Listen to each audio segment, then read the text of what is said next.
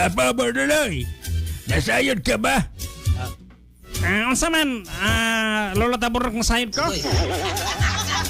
Klaro ako na, pangutana na, unsa na, lolo taburok. Apa Borduloy? Kung ang anak magpabadlong o gahig ulo, masuko ang inahan. Apan kung ang ulo samahan ang masuko, unsa man? Kasayon anak lolo, apan unsa ganito kay mura mag pangutana to o unsa to imong sulti?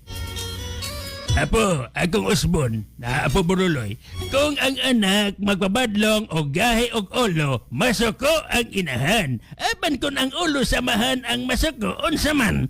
Ay, natural, malipay ang inahan.